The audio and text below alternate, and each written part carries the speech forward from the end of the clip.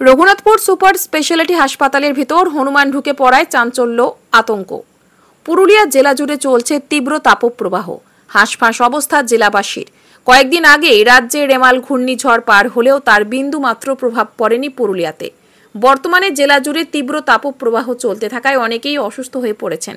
এবার মানুষজনদের পাশাপাশি তার প্রভাব পড়ল পশু পাখিদের উপরেও।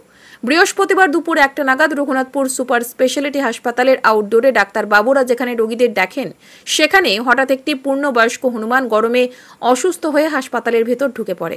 সে যেন কিছু বলার চেষ্টা করে।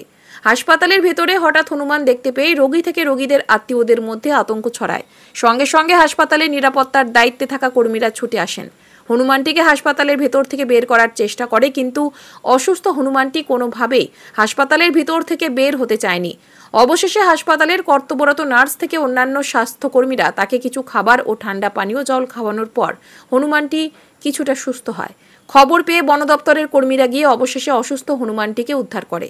হাসপাতালের সিকিউরিটি ইনচার্জ রাজকিশোর মাহাতো প্রতিক্রিয়া দিয়ে কি বলছেন তা তুলে ধরলাম।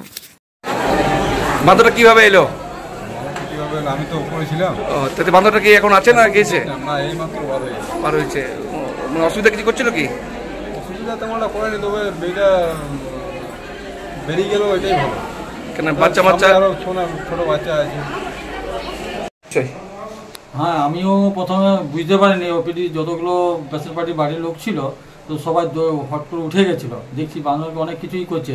আমি দৌড়ে গিয়ে দেখলাম যে পেশেন্ট পার্টি ওখানে বসে আছে, অনেকেই কলা ফলা পেশেন্ট পার্টির লোক খাওয়াচ্ছিল। দেখলাম বিস্কুটও খাওয়াচ্ছে।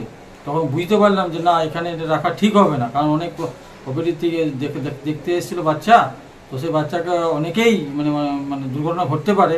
কারণ এই দুর্ঘটনাটা যদি ঘটে যায়, আবার অনেক কিছুই মানে আমাদের উপর আবার করতে হবে, আমাদেরকেই ট্রিটমেন্টটা করাতে হবে। তাই ওকে বাচ্চা থেকে সরিয়ে দিলাম আমরা তাড়াতাড়ির মধ্যেই। কিন্তু আমি দেখতে পাচ্ছি যে ওরা যাবে কোথায়? ওদেরও তো এই রোদ্রের মধ্যে জ্বরটাকে মানে চায়। বড় বড় গাছগুলো তো সবাই কেটে দিয়েছে। বাইরের যে শেড আছে দেখলাম, শেডের উপর বসে আছে।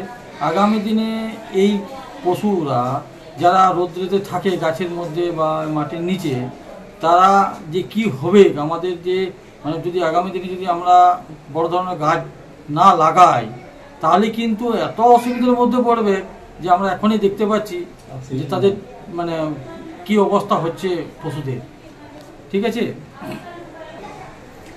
তাই আমি এর থেকে প্রমাণ মানে বুঝতে পারছি যে সকলে আসুন, একসাথে সবাই মিলে নিজের নিজের জায়গায় গাছ লাগান, গাছ বড় করুন।